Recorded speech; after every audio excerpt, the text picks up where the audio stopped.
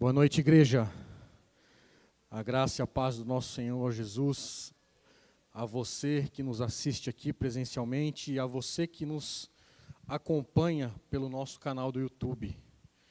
Que nesta noite nós possamos ser encontrados, que nesta noite nós possamos ser confrontados e que a palavra do Senhor ela venha produzir nos nossos corações arrependimento genuíno daquilo que nós precisamos de fato nos arrepender, aquilo de fato que nós precisamos pedir perdão para o Senhor daquilo que a gente tem feito e não tem agradado o coração dele.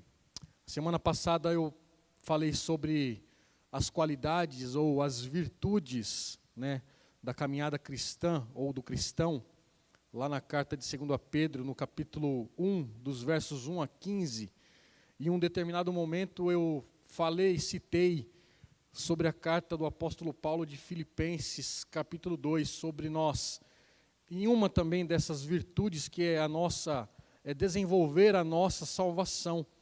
E eu queria meditar com vocês nessa noite sobre o nosso desenvolvimento da nossa salvação, porque é algo muito importante.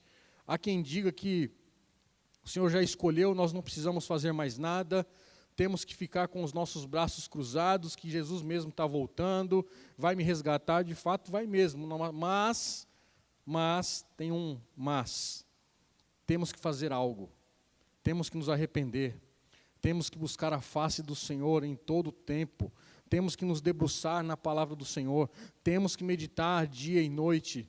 E no início do culto, estava conversando com o irmão e ele está maravilhado daquilo que Deus tem revelado para ele através da sua palavra. Isso me alegra muito, porque da mesma forma que ele tem se alegrado nas descobertas da palavra que o Senhor tem se revelado a ele, eu estava me vendo lá no início da minha caminhada cristã, porque quando nós lemos a palavra apenas como leitura, o Senhor não vai se revelar dessa forma, apenas por cumprir um protocolo ou cumprir uma meta. Hoje eu vou ler um versículo, ou vou ler um capítulo, vou ler 2 capítulos, não importa, mas leia com afinco, com determinação, com o seu coração aberto, ligado no Espírito Santo, porque Ele quer revelar, e é exatamente isso que nós temos que fazer, não ler por ler, mas ler para entender, compreender e, acima de tudo, se arrepender, porque a palavra é um espelho para nós estamos nos vendo ali e o Senhor tem falado conosco. E eu queria que você abrisse a sua Bíblia, lá na carta do apóstolo Paulo aos Filipenses, capítulo 2. Nós vamos ler a partir do verso 12. Filipenses, capítulo 2, a partir do verso 12. Amém? E a palavra do Senhor diz assim: assim, meus amados, ou em algumas versões, assim, pois, meus amados, como vocês sempre obedeceram, não só a minha presença, porém muito mais agora na minha ausência, desenvolvam a sua salvação com temor e tremor, porque Deus é quem efetua em vocês tanto o querer como o realizar, segundo a sua boa vontade. Façam tudo sem murmuração nem discussões, para que sejam irrepreensíveis e puros, filhos de Deus inculpáveis no meio de uma geração pervertida e corrupta, na qual vocês brilham como luzeiros no mundo, preservando a palavra da vida. Assim, no dia de Cristo, poderei me gloriar de que não corri em vão, nem me esforcei inutilmente. Entretanto, mesmo que eu seja oferecido como libação quer dizer morrer em serviço a uma divindade, sobre o sacrifício e serviço da fé que vocês têm. Fico contente e me alegro com todos vocês. Assim também vocês, pela mesma razão, fiquem contentes e se alegrem comigo. A carta de Filipenses é a primeira igreja que o apóstolo Paulo fundou na Europa. Então o apóstolo Paulo ele tinha um carinho especial com essa igreja de Filipos. E nesse texto que nós acabamos de ler, nós podemos tirar 2 lições: salvação desenvolvida e a salvação demonstrada. Como que é isso? Paulo não está aqui nesses versículos que nós acabamos de ler, ele não está começando um outro assunto, ele está fazendo a aplicação do assunto anterior, que está lá a partir do verso 5, que diz: tenham entre vocês o mesmo modo de pensar de Cristo Jesus, que mesmo existindo na forma de Deus, não considerou ser igual a Deus, algo que deveria ser retido a qualquer custo. Pelo contrário, ele se esvaziou, assumindo a forma de servo. É exatamente isso que Paulo está fazendo a partir desse verso 12. Ele não está começando um novo tempo, ele está apenas mostrando o anterior. E o chamado desses versos, ou deste capítulo 2, eu aconselho a você ler este livro de Filipenses, que é apenas 4 capítulos, são bem pequenininhos, para que você possa entender a magnitude desse contexto, desse presente que o Senhor nos dá de desenvolver a nossa salvação, de fazer esta comparação. E nós somos chamados como crentes, como eles também daquela igreja, eles foram chamados para serem obedientes. Paulo lhe tratou do exemplo de Cristo, falando acerca da sua humilhação e exaltação, e volta a exortar a igreja à obediência e à unidade. Porque essa igreja de Filipos, eles estavam desunidos, eles estavam se degladiando entre eles, um querendo fazer uma coisa, outro querendo fazer outras coisas, um estava fazendo apenas para aparecer, ou seja, fazendo marketing para o pastor, ou fazendo marketing para a liderança. Então eles estavam desunidos, se degladiando. Essa preposição, que na versão ARA, não sei quem tem versão ARA aqui, está dizendo pois, é um elo entre que Paulo estava falando e o que agora ele vai falar acerca do desenvolvimento da salvação. A bem da verdade é que o que cremos precisa refletir no nosso modo de vida. Ou seja, a nossa teologia, ela necessita produzir vida. Teologia é aquilo que nós estamos estudando, teologia é a palavra, teologia é aquilo que nós estamos pregando. Então essa teologia que nós carregamos em nosso coração, ela tem que produzir vida. As pessoas, ao olharem para nós, têm que ver vida nos nossos olhos, e não murmuração, e não reclamação. Porque o Senhor nos incentiva, nos ensina e nos encoraja, como o apóstolo Paulo também nos encoraja aqui nesta carta, a sermos obedientes a Ele. Mas como eu disse, o problema da igreja de Filipos era a desarmonia entre aqueles crentes, produzida pelo egoísmo de cada um deles, cada um estava fazendo o que queria, e os crentes estavam se atritando a ponto de alguns trabalharem na igreja apenas para se mostrar. Olha só o que está escrito lá. Não sou eu que estou dizendo, é a palavra. Capítulo 2, verso 3. Olha só o que o apóstolo Paulo está exortando a igreja de Filipos. Não façam nada por interesse pessoal ou por vaidade, mas por humildade, cada um considerando os outros superiores a si mesmos. Então, todas as vezes que nós estamos fazendo algo para o Senhor, nós temos que ser humildes.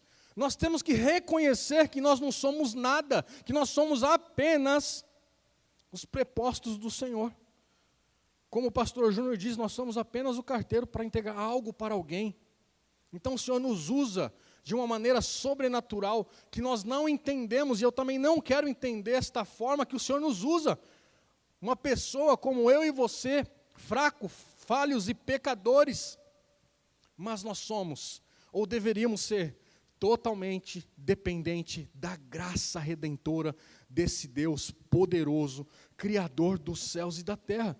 Então nós temos que entender isso, e Paulo, ele exorta os crentes a olharem para o exemplo de Cristo, tendo o mesmo sentimento que houve em Cristo Jesus, como nós lemos a partir do verso 5 do capítulo 2. Depois que o apóstolo Paulo ele detalhou esses estágios da humilhação e exaltação de Cristo, ele cobrou da igreja o quê? Um posicionamento de obediência. Não faz sentido apenas nós ouvirmos sem praticarmos, Como eu disse, a nossa teologia tem que ser vida, e não morte na vida dos outros. Não adianta nós estudarmos se nós não colocarmos em prática o que nós estamos estudando. Alguma coisa tem que ser produzida em nós, e essa produção não depende de mim nem de você, depende do Senhor, mas para isso nós temos que estar como? Sensível, com o nosso coração escancarado, para que Ele possa fazer a vontade dEle. Uma vez um teólogo disse assim: Paulo mostrou o exemplo da humilhação de Cristo para guiá-los, e o exemplo da exaltação de Cristo para encorajá-los. Então Paulo estava encorajando esses crentes de Filipos, e Paulo, através da sua carta, nos incentiva, nos encoraja hoje a fazer a mesma coisa. Paulo disse aqui em Filipenses de 5 a 11, que tem um propósito prático. A doutrina ou a teologia tem a finalidade de conduzir a igreja na verdade. Hoje o que temos visto por aí afora é exatamente isso que está escrito. Sejam sinceros aí no seu pensamento. Será que a igreja tem conduzido à verdade, tem falado a verdade, tem pregado a verdade? Pelo menos eu tenho visto muitas heresias por aí afora. Infelizmente. Isso entristece pelo menos o meu coração, e talvez deveria entristecer também o seu coração, porque não foi isso que o Senhor nos ensinou, não é isso que a palavra do Senhor está nos dizendo. Então, nos últimos dias, como o Dema, como o worship bem cantou aqui, sobre salvação, nós temos que nos preparar, nós temos que desenvolver a nossa salvação. Nós temos que ter esta consciência, nós temos que pedir ao Senhor que Ele comece a arder o nosso coração por essa esperança, ansiar pela volta do Senhor. E nós temos que apressar a volta do Senhor. Como nós podemos apressar? Anunciando o Evangelho em tempo e fora de tempo, sendo obediente à palavra dEle, não murmurando e não fazendo as coisas apenas por fazer ou para aparecer para o próximo. Nós temos que ser humildes, como nós acabamos de ler no verso 3 do capítulo 2. Não façam nada. Não façam alguma coisa por interesse, não façam nada por interesse pessoal ou por vaidade, mas façam por humildade. É isso que nós temos que ter em mente. A doutrina ou a teologia tem a finalidade de conduzir a igreja no quê? Que é a base do alicerce da vida. E Paulo nos mostra que a doutrina sempre vai nos produzir a um cristianismo prático. Sempre é prático, nós temos que ouvir e praticar, ouvir e praticar. É simples. Quanto mais nós estudamos a teologia, mais humildes deveríamos ser. Quanto mais estudamos, mais humildes deveríamos ser. Quanto mais luz na nossa mente, mais amor devemos ter no nosso coração. Parece que muitas vezes nós estudamos e ficamos arrogantes. Está totalmente o oposto daquilo que nós estamos estudando. Somos egoístas muitas vezes, não queremos compartilhar, não queremos ensinar. Aonde está a humildade? Aonde está a mansidão? Quanto mais estudamos teologia, mais deveremos ser humildes. Quanto mais luz temos na nossa mente, mais amor temos que ter no nosso coração. A salvação, o desenvolver da nossa salvação, não é uma conquista minha e sua. Isso não é mérito meu e nem seu, mas é um presente que o Senhor nos dá pela sua graça. Ela é nossa, não por direito de conquista, mas por uma dádiva imerecida. Nós não merecíamos isso que temos hoje, mas o Senhor nos comprou. A salvação não é um prêmio pelas nossas obras, mas sim é um troféu pela graça de Deus derramada sobre a minha e a sua vida. Então não adianta nós nos esforçarmos pelas obras, nós temos que nos esforçar em sermos obedientes à palavra do Senhor. E não mostrar as obras, eu fiz isso, eu fiz aquilo, eu dei o dízimo, eu ajudei isso, eu ajudei aquilo. Tome cuidado, porque você não vai ser salvo pelas obras. A salvação é pela fé em Cristo Jesus. Quando o apóstolo Paulo diz lá no verso 12, desenvolva a vossa salvação, ele não está afirmando que ela pertence a nós por direito de conquista. Ela é nossa porque foi nos dada. Ela é nossa porque alguém comprou por um alto preço e nos deu gratuitamente. O Senhor nos deu a graça porque Ele quis morrer por mim e por você, por obediência ao Pai. Ele simplesmente obedeceu. Esse significado, desenvolver a nossa salvação, no grego quer dizer trabalhar continuamente para realizar ou completar alguma coisa. Então, desenvolver a salvação nada mais é que trabalhar continuamente para refletir ou realizar alguma coisa. Enquanto o Senhor Jesus não voltar, nós temos que trabalhar com afinco para realizar ou completar alguma coisa. Qual é essa coisa? A nossa salvação. A nossa salvação ainda não está completa. Nós precisamos desenvolvê-la. E a primeira coisa que nós precisamos entender é a nossa salvação desenvolvida, que está lá nos versos 12 e 13. Uma coisa que temos que entender é, a soberania de Deus não anula a minha e a sua responsabilidade. Diante disso, nós muitas vezes temos alguns equívocos. Qual é o equívoco que nós temos acerca da salvação? Primeiro equívoco é pensar que a salvação é o resultado do esforço humano. E ela não é. É pela graça. É pela graça. O segundo equívoco é pensar que a salvação é uma parceria com Deus. Mano, estamos juntos. Fizemos uma parceria. Tem essa de mano não com o Senhor Jesus. Não tem parceria com o Senhor Jesus. O versículo 12 está dizendo assim, abram lá. Assim, ou continuem lá. Assim, meus amados, como vocês sempre obedeceram, não só a minha presença, porém, muito mais agora, na minha ausência. Olha só o que Paulo está dizendo. No final, desenvolvam a sua salvação com temor e tremor. Na versão Ara está dizendo assim, trabalhar para a vossa salvação.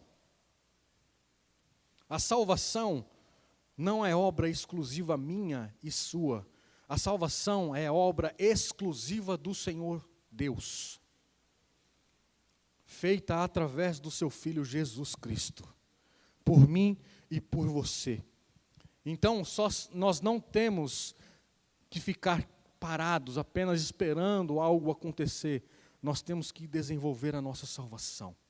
O simples fato do Senhor Deus nos dar graciosamente a salvação, não significa que nós devemos ser passivos nesse processo de desenvolvimento da salvação. Antes, ela é uma fonte, aliás, uma forte razão para nós fazermos tudo. Nós temos que fazermos tudo pelo Senhor. Tudo que a palavra do Senhor diz, nós temos que fazer. Receber a graça é uma dádiva do Senhor. Não somente uma dádiva, mas também nós precisamos cultivar esta graça. Nós não cultivamos para possuí-la, mas porque nós já possuímos. Essa palavra no grego desenvolva, lá no verso 12, tem o sentido de fazer alguma coisa em forma plena, completa e perfeita, de modo que seja terminada e concluída. Ainda não terminou. É por isso que nós temos que desenvolver até que o Senhor venha concluir a sua obra. O desenvolvimento da salvação, ela tem que produzir em mim e em você reverência e não relaxamento. Estou salvo, fico sentado, sossegado. Não é isso que Paulo está dizendo. A salvação não deve produzir relaxamento, mas sim reverência. Reverência naquilo que, para quem nós estamos servindo, que é o Senhor Jesus. E Paulo, quando fala na sequência sobre temor e tremor, lá no verso 12, não é um sentido de medo, que muitas vezes quando nós ouvimos ou lemos temor e tremor, a primeira coisa que vem à mente é medo. E não é isso que Paulo está querendo dizer sobre temor e tremor, e sim uma atitude de reverência e de profundo respeito na presença de qualquer um? Não, é na presença do Criador. Esse temor e tremor nós temos que ter reverência. Quando nós estamos na presença do Senhor, não é de qualquer forma. Temos que ter respeito. É diante de quem nós estamos.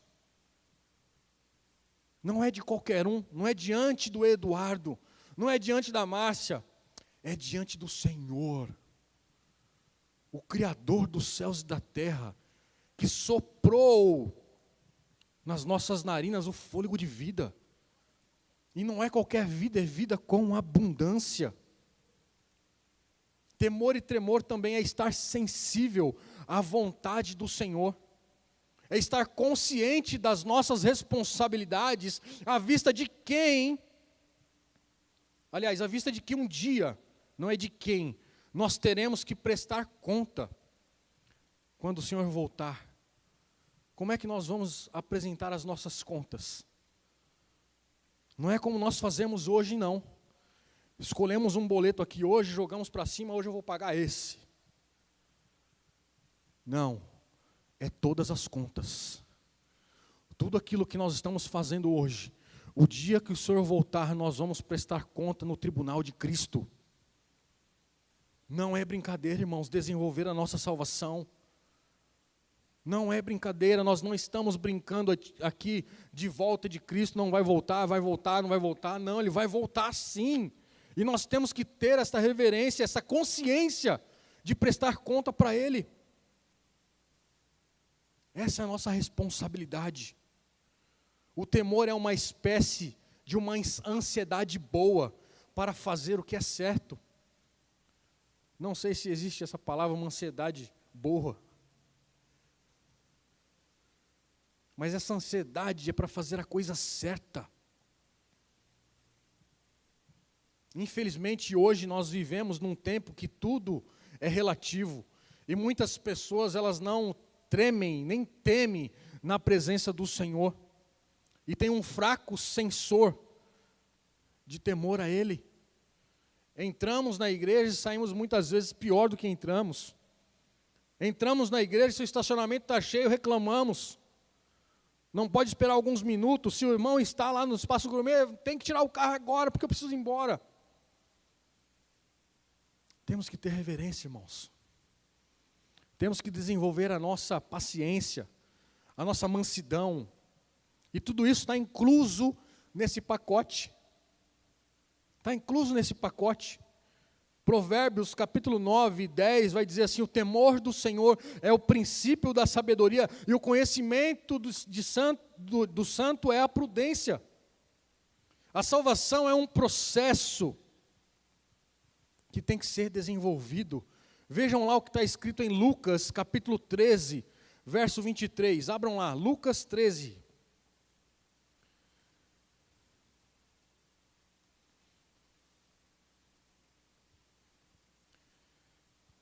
A partir do verso 22. Lucas 13, 22, diz assim: Jesus passava por cidades e aldeias, ensinando e caminhando para Jerusalém. E alguém lhe perguntou: Senhor, são poucos os que são salvos? Jesus respondeu: preste atenção, esforcem-se por entrar pela porta estreita, pois eu afirmo a vocês que muitos procurarão entrar, mas não conseguirão. Nós temos que nos esforçar. Não é porque já temos a salvação, somos salvos, nós temos que cruzar os nossos braços. Temos muitas coisas a consertar. Faça aí uma retrospectiva de como você era antes e de como você está hoje. Quantas coisas o Senhor trabalhou. Quantas coisas o Senhor tirou da sua vida e colocou coisas novas. Isso é desenvolver a nossa salvação. Imagine se nós tivéssemos sido alcançados lá atrás e continuarmos da mesma forma lá. Não valeu nada. Então o Senhor ele tem interesse na minha e na sua vida. É por isso que nós temos que desenvolver a nossa salvação. As pessoas que mais tiveram intimidade com Deus foram as que mais se prostraram aos pés do Senhor. Foram as que tiveram as visões, a sua glória, foram aqueles que caíram prostrados no chão aos pés do Senhor, em reverente adoração. Hoje nós demonstramos a nossa intimidade com Deus apenas em palavras, mas uma imensa distância dele na nossa vida. Lembre-se que eu falei, ouvir é uma coisa, ler é uma coisa, praticar é uma coisa totalmente diferente. Nós somos bons em palavras, mas em colocar em prática é difícil. É por isso que o Espírito Santo está em nós, para nos ajudar nos nossos momentos de fraquezas. Nós temos que, de fato, falar: Senhor, eu sou fraco. Senhor, eu não consigo nessa área, eu preciso de ajuda. Ele vai te ajudar. Ele vai te dar o escape, Ele vai te dar o caminho, Ele vai te direcionar, Ele vai pegar na sua mão, Ele vai te ajudar de alguma forma, porque Ele é o mais interessado, Ele é mais interessado que eu e você. Porque Ele quer nos salvar, Ele quer nos levar para a Nova Jerusalém. O desejo pela salvação é a obra de Deus, porque Deus é quem efetua em nós tanto querer como realizar, como está escrito lá no verso 13. Não ficamos entregues a nós mesmos, Deus é quem desperta o desejo dEle nos nossos corações. É por isso que temos que clamar: Senhor, gera em nós essa expectativa da sua volta, gera em nós esse temor e tremor, gera em nós essa ardente vontade de te buscar e te adorar. Não importa a hora, não importa quando, nós temos que ter isso em mente. Os nossos corações, eles estão inquietos até que nós possamos descansar nele. Nós temos que descansar nele. E é somente pelo intermédio do Espírito Santo que nós possamos fazer isso. Somos como um homem à beira do abismo, de um abismo profundo. Enquanto nós estivermos à beira do abismo, temos a livre vontade, ou temos a decisão, pula ou não pula. Porque quando nós pularmos nesse abismo, como é que nós vamos sair de lá? É só o Senhor que pode nos tirar desse abismo. Só Ele que nos tirou do lamaçal da perdição. Porque nós mesmos não iríamos conseguir sair de lá. Se nós estamos aqui, nós temos que engrandecer, louvar ao Senhor, porque até aqui Ele nos ajudou, até aqui Ele nos salvou, até aqui Ele fez tantas coisas nas nossas vidas, então nós temos que ter motivos para adorá-lo. Não por aquilo que Ele fez, mas por aquilo que Ele é: santo, poderoso. E nós não temos essa capacidade. Enquanto nós estamos à beira do abismo, nós podemos decidir: eu não vou pular. Mas se nós entrarmos no abismo, nós temos que depender do Senhor. E se nós não entrarmos no abismo, nós também temos que depender do Senhor. Porque não é pelo esforço humano, é pela graça. É pela graça. Ninguém pode fazer a vontade de Deus, a não ser que Ele mesmo tenha gerado isso em nós. E a salvação demonstrada, como podemos fazer isso? Paulo nos diz, Paulo diz lá no verso 14: fazei tudo sem murmurações e contendas. Essa é a nossa salvação que tem que ser demonstrada. Nós temos que ser humildes. A nossa salvação demonstrada tem que ser como? Através de relacionamentos transformados e saudáveis. Os crentes lá da igreja de Filipos estavam fazendo as coisas com a motivação errada. Veja lá o que está escrito no verso 3 e 4, mais uma vez, para nós gravarmos isso no nosso coração.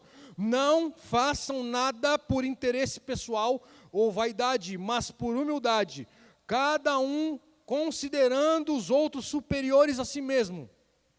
O 4, não tendo em vista somente os seus próprios interesses, mas também o dos outros. A igreja ela deveria demonstrar a salvação por intermédio dos relacionamentos. E ela deveria fazer tudo sem murmuração. A palavra que Paulo está usando aqui, murmuração, eu tenho certeza absoluta que muitas vezes, eu acho que 100% da plateia já fez isso. Murmuração no grego é o mesmo que resmungar. Quem já foi criança sabe. Filho vai fazer isso e você, quietinho, resmungava. Não vou fazer coisa nenhuma. É exatamente isso que Paulo está dizendo. Sem resmungos. É isso que a palavra grega está dizendo sobre murmuração. Para não resmungar. E resmungar é uma queixa proferida em tom baixo. Os israelitas murmuravam contra Deus e contra Moisés. Nós já sabemos da história. Eles reclamavam repetidas vezes das privações, dizendo que jamais deveriam ter deixado o Egito. Já sabemos da história. Os israelitas reclamando com Moisés. Depois vocês lêem lá, Números, Deuteronômio, está toda a história lá. E Moisés escreveu lá em Deuteronômio 32, verso 5, geração perversa e deformada ou depravada. Quando o povo estava no Egito, eles murmuravam porque estavam lá. Quando eles saíram do Egito, eles murmuraram porque saíram do Egito. Eles continuaram a murmurar porque não tinha nada para comer. E quando o Senhor derramou as codornizes lá, eles estavam reclamando porque só tinha carne para comer. O povo difícil de atender. Parece eu e você. Nós somos difíceis. Parece que tudo não está bom. O Senhor faz uma coisa, nós queremos outra. O Senhor abre uma porta, nós queríamos uma janela. O Senhor abre um caminho, nós queríamos ir para o outro caminho. Ou seja, nós não sabemos o que queremos. É só pela graça. É pela graça do Senhor. Nós somos essas coisas ruins. Paulo diz que desses pecadores, ele é o maior. Como era ruim também esse Paulo. Muitos de nós, como eu disse, somos como eles. Deus nos abençoa dando as coisas e nós reclamamos. Mas o apóstolo Paulo está nos ensinando, faça tudo sem contendas ou murmurações, sem ficar reclamando. E essa contenda aqui no grego quer dizer debate. E debate são palavras, ou descreve disputa com palavras inúteis ou mal intencionadas. O ano passado nós vimos muito bem isso. Nós não podíamos falar que nós estávamos defendendo um partido ou outro partido, que era só a graça. Era exatamente isso que Paulo está dizendo, contendas, que são debates inúteis, não vai nos levar a lugar algum. Apenas vamos ficar debatendo, eu sou melhor que a Márcia é melhor que eu, e assim sucessivamente. E é isso que o apóstolo Paulo está dizendo, não façam isso. Não façam isso. A salvação é demonstrada por meio de uma conduta irrepreensível, que quer dizer livre de culpa. Nós não temos mais culpa alguma. O Senhor já cravou lá na cruz do Calvário a nossa culpa, as nossas dores, as nossas enfermidades. O cristão não deve ter culpa, mas o cristão deve ser puro, irrepreensível. O cristão deve refletir o caráter do seu Pai, a ponto de viver de tal maneira que ninguém possa nos acusar. Como está escrito lá em Mateus, que nós possamos ser sal e luz dessa terra. É assim que nós temos que ser. A salvação, ela tem que ser demonstrada quando nós, cristãos, nos tornamos puros e sinceros. Essa palavra puro ou sincero é não adulterado, não misturado. É um leite que exatamente quando nós tiramos ali da vaca, é um leite puro, não tem mistura alguma. É como o vinho é feito, quando tira a uva, é pisado ali, sai o verdadeiro suco de uva, não tem mistura de nada. O apóstolo Paulo diz que nós devemos viver assim, no meio de uma geração pervertida e corrupta. E talvez você pergunte assim, como é que nós podemos, ou como é que nós vamos viver neste local, ou neste mundo, sem se corromper com essas pessoas? Vou te dar um exemplo prático, está escrito na Bíblia.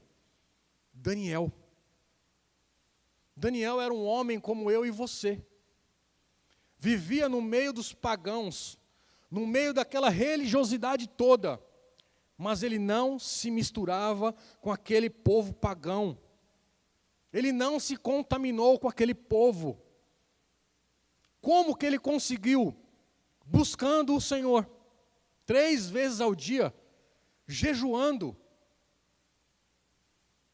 Ele era reverente. Ele não ouvia as vozes do mundo, ele estava ouvindo a voz do Senhor. É assim que nós devemos viver. Paulo não admoesta nós cristãos a se isolarem do mundo e nem viverem de quarentena espiritual como nós vivemos há alguns anos, por conta da pandemia. Nós melhoramos alguma coisa? Os fariseus, eles eram tão alienados, tão isolados à realidade, que desenvolveram uma justiça própria deles, uma injustiça artificial, inteiramente distinta da justiça de Deus, que eles estavam cultivando. Em decorrência disso, sujeitaram o povo a uma religião de medo e escravidão. Todas as vezes que nós nos dobramos a uma religião, nós nos tornamos escravos desta religião. E o Senhor já nos libertou disso. Hoje nós vivemos pela graça. Mas não é qualquer graça. Eu não posso saindo fazer qualquer coisa. Eu tenho que ter reverência. É diante de quem eu estou fazendo isso? É diante do Senhor. Todas as vezes que nós vamos fazer algo que não agrada ao Senhor, é diante de quem eu estou? É por isso que nós temos que alimentar o nosso espírito todos os dias através da palavra. Todos os dias. E eu já estou concluindo, eu já queria chamar o pessoal do worship.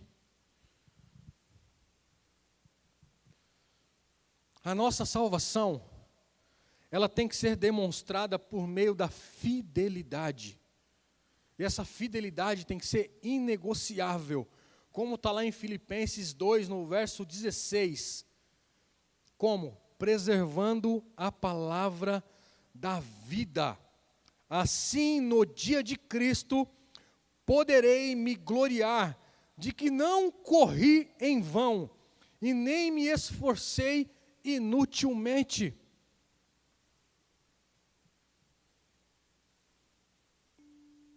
Temos que ter isso no nosso coração. A palavra do Senhor, ela é singular. A palavra do Senhor é única. Pastor Paulinho pregou no domingo passado dizendo que a palavra do Senhor é o hálito puro do próprio Deus. Ela foi inspirada, ela foi escrita sim por homens, mas foi inspirada pelo próprio Espírito Santo de Deus. A palavra é vida, a palavra, ela gera em nós vida, ou ela deveria gerar vida. Os filipenses, a igreja de Filipos, elas deveriam oferecer o evangelho ao mundo pervertido e corrupto. E somente o evangelho oferece vida e vida com abundância. A palavra da vida não é para ser retida. A palavra da vida ela tem que ser compartilhada. O que Paulo ensinou não é para as igrejas se refugiarem em quatro paredes, se isolando do mundo. Pelo contrário, o projeto de Deus é que as igrejas voltem a brilhar como uma estrela numa noite trevosa. Nós temos que de fato voltar a sermos igrejas verdadeiras. Nós temos que de fato resgatar este nome, igreja, mas não é pelo nosso esforço, é pela nossa reverência ao Senhor, é pelo nosso testemunho de vida, é pelo nosso testemunho daquilo que o Senhor fez, está fazendo e ainda vai continuar fazendo na minha e na sua vida. A nossa salvação, ela está sendo desenvolvida e demonstrada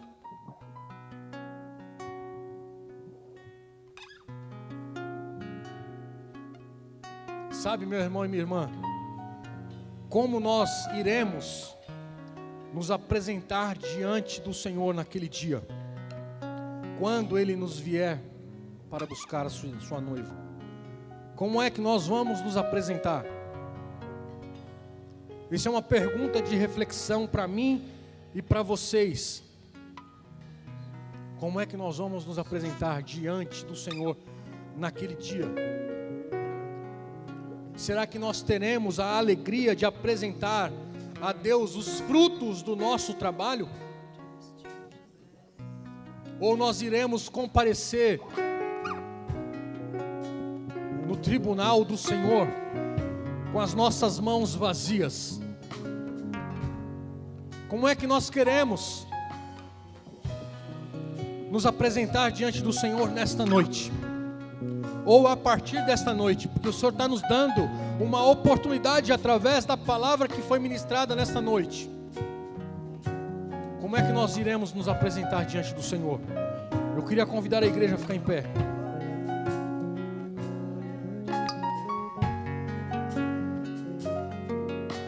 Como é que está a nossa salvação desenvolvida ou a nossa salvação demonstrada? Queria que você refletisse sobre isso. Como nós iremos nos apresentar?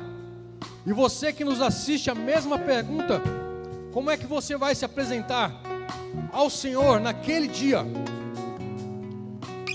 Enquanto a banda toca e canta, você aí no seu lugar, você aí na sua casa, com reverência ao Senhor, feche os seus olhos e busque pela presença do Senhor, mas seja sincero a Ele. Nós clamamos a Ti, Pai, para que o Senhor nos perdoe. Nos perdoe, Pai, porque muitas vezes não temos nos esforçado como nós deveríamos nos esforçar. Não temos buscado a Sua presença como nós deveríamos te buscar. Não temos tido a verdadeira reverência que nós deveríamos ter, Pai. Muitas vezes, Pai, entramos na Sua presença de qualquer jeito. Muitas vezes achamos que estamos falando com qualquer pessoa. Ou muitas vezes nós nem entramos na Sua presença, Pai. Nos enganamos. Achamos que somos os verdadeiros crentes, Pai. E nesta noite eu quero lhe pedir perdão por isso. Porque de fato nós não temos nos esforçado. Nós não temos dado testemunho como igreja. Não temos testemunhado, Senhor, em nome de Jesus, como está escrito, para sermos sal e luz. sal desta terra e a luz do mundo. O sal é para dar sabor e a luz é para iluminar. E de fato nós não temos sido isso, Pai. E nós lhe pedimos perdão. Escancaramos o nosso coração, Pai. Venha nos limpar, venha nos lavar, venha nos purificar, venha nos transformar nesta noite, Pai, porque queremos algo diferente contigo. Queremos ser reverentes. Pai, em nome de Jesus, toma nas tuas mãos as nossas vidas. Sem ti nada somos, sem ti nada podemos fazer, Pai. Nós dependemos único, exclusivamente do Senhor, da sua potente mão para nos guiar. Pai, em nome de Jesus, toma nas suas mãos o nosso coração, que muitas vezes é enganoso, que é corrupto, Senhor. Pai, não queremos ser mais os mesmos, queremos ser transformados dia após dia, desenvolvendo a nossa salvação, Pai, para que a cada dia nós possamos estar parecido contigo, Senhor. Nos livra, Senhor, em nome de Jesus, Pai, das murmurações, das reclamações, das contendas. Pai, coloca em nosso coração humildade. Coloca no nosso coração uma humildade, Senhor, a ponto de nós reconhecermos que o nosso próximo é melhor do que nós, Pai. Perdoa, Senhor, a nossa arrogância, a nossa prepotência, Senhor. Nos perdoe, Pai, em nome de Jesus. Nós queremos, ó Pai, andar em novidades de vida todos os dias, Pai. Nos surpreenda, Pai, ainda nesta noite, Pai. Nos surpreenda, Senhor, em nome de Jesus amanhã. Nos surpreenda depois. Nos surpreenda todos os dias, ó Pai, até que o Senhor venha voltar, até que o Senhor volte para buscar a sua noiva. Pai, nós queremos ser, ó Pai, a noiva que o Senhor sempre sonhou. Nós queremos ser a igreja que o Senhor sempre sonhou. Pai, em nome de Jesus, toma nas suas mãos as nossas vidas. Toma nas suas mãos, ó Pai, cada família, Pai, que aqui congrega. Pai, toma nas tuas mãos as igrejas, ó Pai, que estão abertas, ó Pai, ao mundo afora, Senhor, pregando o Evangelho. Tenha misericórdia daqueles que estão falando heresias, dizendo mentiras, Pai. Senhor, em nome de Jesus, levanta, Pai, neste tempo, Senhor, em nome de Jesus, Pai, uma geração que não venha se corromper com o mundo, que não venha negociar a fé, Pai. Que nós possamos, ó Pai, estar neste mundo, mas não se corromper com ele, Pai. Que nós possamos ser de fato a luz deste mundo e o sal da terra. Gera em nós, Pai, gera no nosso interior a vontade de te buscar em espírito e em verdade, a vontade de te adorar, ó Pai, por aquilo que o Senhor é, pela beleza da sua santidade, Pai. O Senhor é santo, Pai. Amém. Nós te amamos, nós nos rendemos aos seus pés. Toma nas tuas mãos, Senhor, as nossas vidas. Toma nas tuas mãos, Senhor, os nossos familiares, os nossos filhos, a nossa parentela, os nossos vizinhos, os nossos amigos, os nossos colegas. Toma nas suas mãos, Pai. Que as pessoas, quando olharem para nós, elas possam enxergar o Senhor em nós e através de nós. Que nós possamos ser de fato aquilo que o Senhor quer que sejamos, ó Pai. Em nome de Jesus. E que a graça do Senhor Jesus, que o amor do Pai, que a consolação do Espírito Santo seja conosco nesta noite, seja conosco amanhã, seja conosco depois de amanhã, seja conosco eternamente.